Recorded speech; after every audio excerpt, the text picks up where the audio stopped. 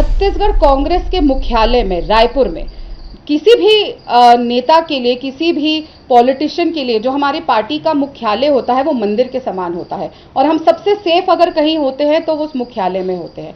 लेकिन 30 तारीख की शाम के 6 बजे के आसपास की ये घटना है, जब मैं सुशील आनंद शुक्ला जी से बात करने गई तो उन्होंने मुझसे बदतमीजी करनी शुरू करी, मुझे गंदी गंदी गालियां देनी शुरू करी और ऐसी ऐसी गालियां जिनका मैंने सोचा भी नहीं था कि ऐसे कोई शब्द भी हो सकते हैं दुनिया में।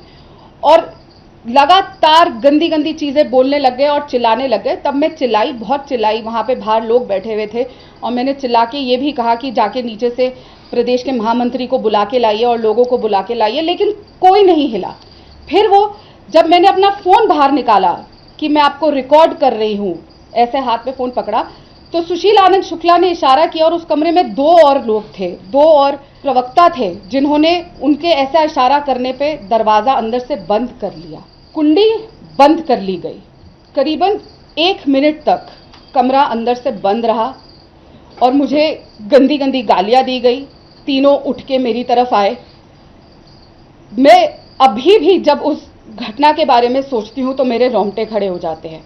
मैं चीखती रही, चिल्लाती रही, बाहर भी लोग थे, लेकिन किसी ने दरवाज़ा खोलने की कोशिश नहीं करी और जो बाकी के 2 आदमी थे उन्होंने दरवाजे के आगे आके खड़े हो गए और मुझे दरवाज़ा नहीं खोलने दिया। मैं बहुत ज़ोर ज़ोर से चिल्ला रही थी, मेरे हाथ में फ़ोन था, मैं बार बार कहती रही कि मुझे बाहर जाने दीजिए, लेकिन लगातार मुझसे बदसलूकी करी जा रही थी। बहुत मुश्किल से मैं वहाँ पे धक्का देके, और उस समय सिर्फ एक ही चीज़ मेरे ध्यान में आई, मैंने आंख भंग करके चिल्लाते समय सिर्फ कृष्ण जी का ध्यान किया कि वो मुझे यहाँ से बचा के लेकर जाए, क्योंकि जहाँ पे हम सबने अपने आप को एक महिला सबसे सुरक्षित महसूस करती है कि वो हमारा मंदिर है, वहाँ पे मुझे अंदर 3 आदमियों ने बंद कर लिया। बहुत मुश्किल से धक्का देके मैं वो दरवाज़ा खोल के चिल्लाती हुई, चीखती हुई कांग्रेस ऑफिस में सीढ़ियों से जो लोग वहाँ पे गए उन्होंने देखा कि वो 1st फ्लोर पर ऑफिस है।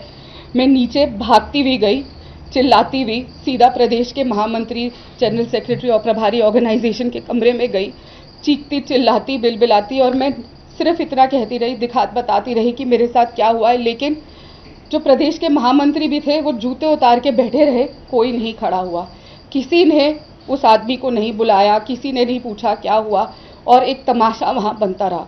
मेरी घड़ी 154 पे मेरा BPM चला गया और घड़ी ऐसे फट कर रही थी, लग रहा था कि घड़ी ही फट जाएगी। मेरे हाथ पैर ठंडे पड़ गए। मैं वो सोचती भी हूँ तो मेरे रोंगटे खड़े हो जाते हैं जो मेरे साथ उस पल हुआ। मैंने उसके बाद पानी पी के थोड़ा शांत होके सचिन पायलट जी को सबसे पहला कॉल किया, पर हमेशा की तरह सचिन पायलट जी के पास समय नहीं होता।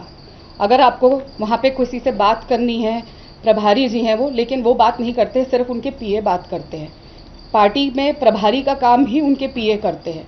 उनके PA ने फ़ोन उठाया और उन्होंने कहा कि हम गाड़ी में हैं, हम सरगुजा जा रहे हैं, और मेरी उनसे 1 मिनट बात हुई और मैंने उनको पूरा के पूरा घटनाक्रम से अवगत कराया और उन्होंने कहा कि 1 मिनट रुकिए। उन्होंने वहाँ पे बात करी और मुझे कहा आप चुप रहिएगा, चुनाव का समय है, बिल्कुल चुप रहिएगा, कुछ मत करना, और उन्होंने फ़ोन रख दिया।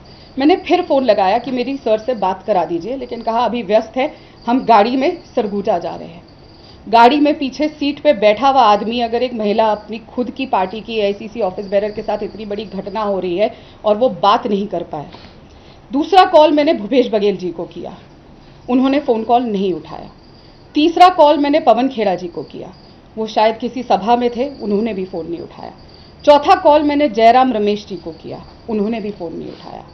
उसका अगला कॉल मैंने पूर्व मुख्यमंत्री भूपेश बघेल जी के रहे सलाहकार विनोद वर्मा जी को किया।